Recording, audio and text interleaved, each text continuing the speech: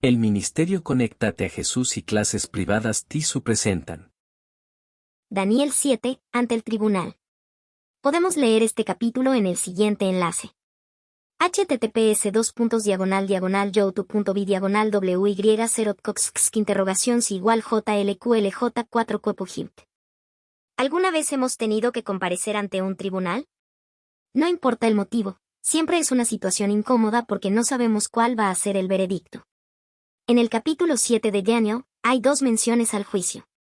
Una en el versículo 10 y la otra en el 22. Pero antes de que podamos entender estas dos escenas, necesitamos conocer el contexto del capítulo.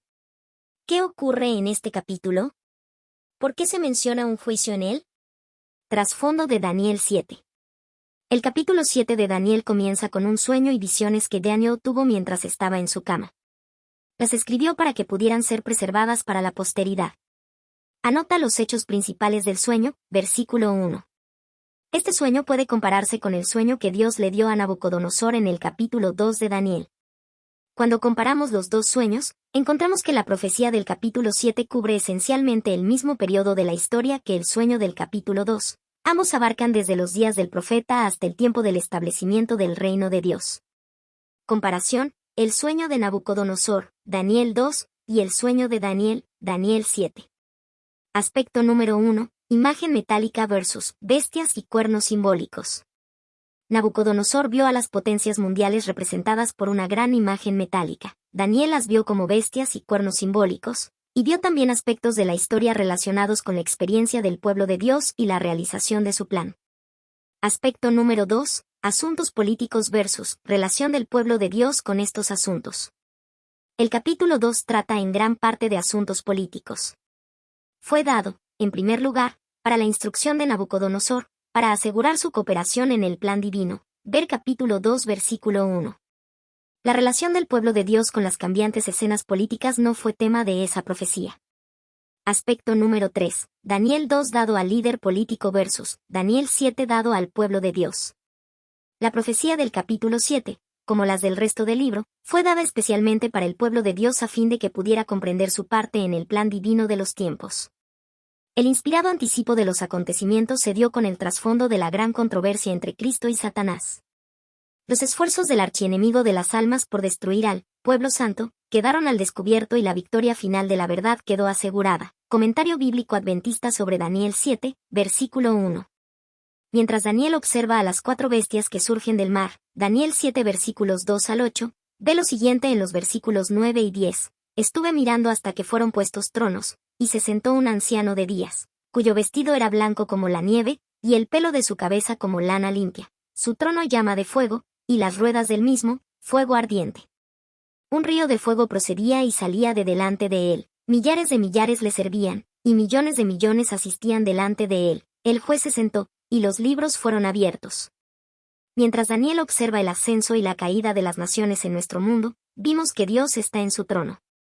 Él está observando los asuntos de los hombres en la tierra y está juzgando a cada una de las naciones, así como a la gente en la tierra. Esto nos incluye a ti y a mí. Pero Dios quiere que sepamos que eventualmente, en el tiempo señalado, Él pondrá fin al actual surgimiento y caída de reinos en la tierra y establecerá uno que nunca terminará porque será dado a su Hijo. Leemos esto en versos 13 y 14 como sigue.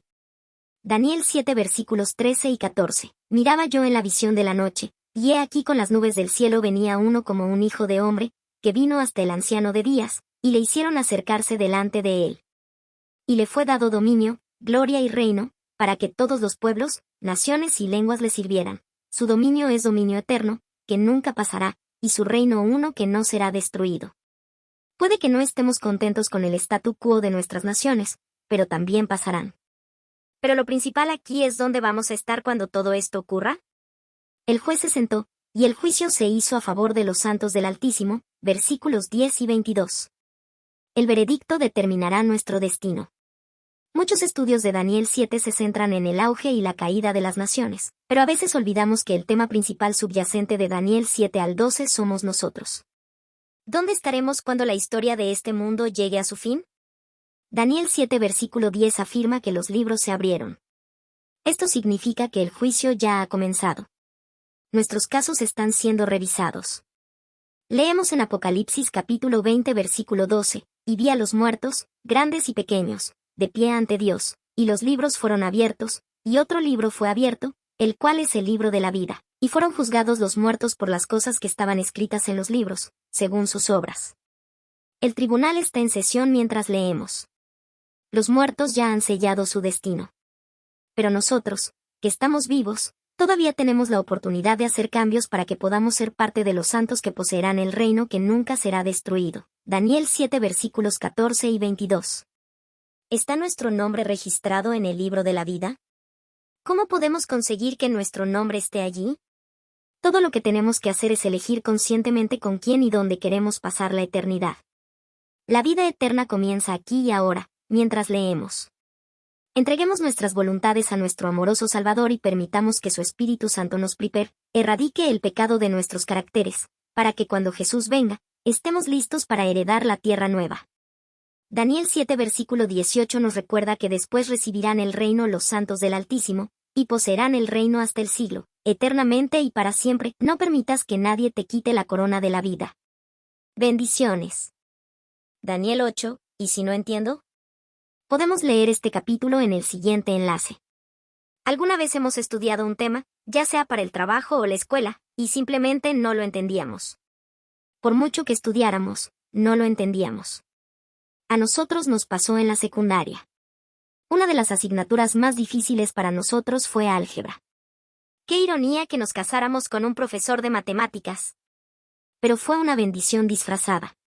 Un día, mientras mi esposo daba clases particulares a un estudiante, todos los aspectos que yo nunca entendí en la secundaria, de repente se despejaron y me fueron claros como el cristal.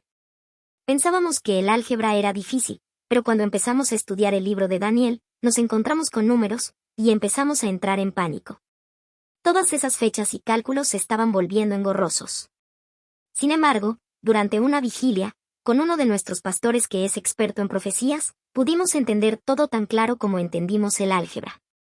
Creemos que Daniel probablemente estaba pasando por la misma situación en el capítulo 8.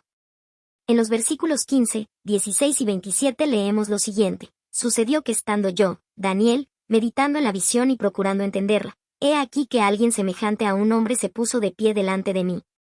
16 Entonces oí una voz de hombre en medio del río Ulai, que gritó diciendo, Gabriel, explica a ese la visión. Yo, Daniel, perdí las fuerzas y estuve enfermo algunos días. Cuando me recuperé, atendí los negocios del rey. Yo estaba asombrado por la visión y no había quien la entendiera. ¿Qué situación? Que Dios te muestre una visión y no la entiendas.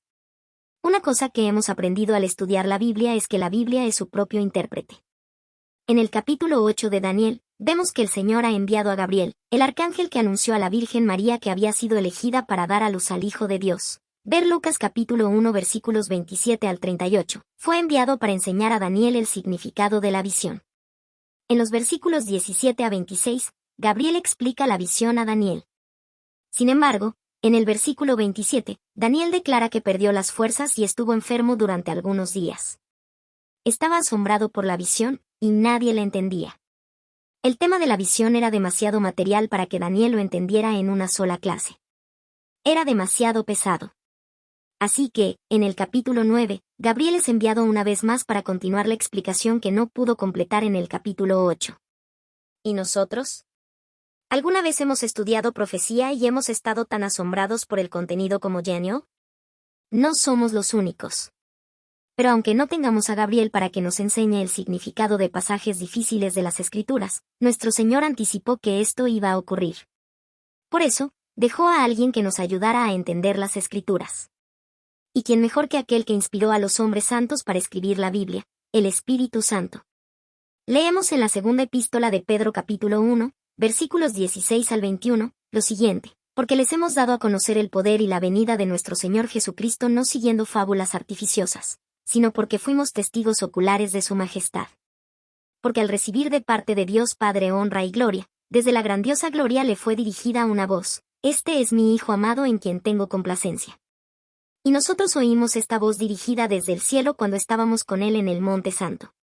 También tenemos la palabra profética que es aún más firme. Ustedes hacen bien en estar atentos a ella como a una antorcha que alumbra en lugar oscuro, hasta que aclare el día y el lucero de la mañana se levante en su corazón. Y hay que tener muy en cuenta, antes que nada, que ninguna profecía de la Escritura es de interpretación privada, porque jamás fue traída la profecía por voluntad humana. Al contrario, los hombres hablaron de parte de Dios siendo inspirados por el Espíritu Santo. El Espíritu Santo guió a los profetas al escribir la Biblia y guió a Daniel al registrar las profecías escritas en el libro que lleva su nombre. Por lo tanto, si queremos entender la Biblia, tenemos que orar y pedir al Espíritu Santo que nos explique lo que Él inicialmente dio a los profetas para escribir en primer lugar. Además, Jesús declaró en el Evangelio según San Juan, capítulo 14, versículo 26 que el Consolador, el Espíritu Santo que el Padre enviará en mi nombre, Él les enseñará todas las cosas y les hará recordar todo lo que yo les he dicho. Por esta razón, nunca es seguro ni recomendable estudiar la Santa Palabra de Dios sin la asistencia o guía del Espíritu Santo. Desde que comenzamos a estudiar la Biblia juntos a través de nuestra página de Facebook, tenemos que decir que hemos sido bendecidos. Hemos aprendido tanto a través de la guía del Espíritu Santo que no hemos podido escribir todo lo que hemos aprendido. Algunas publicaciones son un poco más largas que otras porque estamos tratando de escribir todo lo que el Espíritu Santo nos está impresionando a escribir. A veces nos asombramos de lo escrito. Hay veces que nos sentamos frente a la computadora y no tenemos idea de qué escribir. Cuando esto ocurre, simplemente oramos y rendimos nuestra voluntad al Espíritu Santo, y Él comienza a darnos las palabras para escribir. Es una experiencia increíble. Queremos que todos disfruten de la experiencia de ser guiados por el Espíritu Santo. Ver Romanos 8 versículo 14. Es tan maravilloso que no tenemos palabras para describirlo. Todo lo que podemos decir es que lo prueben. Podemos asegurarle dos cosas. 1. Nunca volverán a ser la misma persona. Y 2. Nunca querrán estar sin la guía del Espíritu Santo. Bendiciones. Ha sido una producción del Ministerio Conéctate a Jesús. Recuerda. Al que el Señor llama capacita. Al que envía, acompaña. Siempre gozosos conectados a Jesús. Todos juntos. Rumbo al cielo. Bendiciones y amén.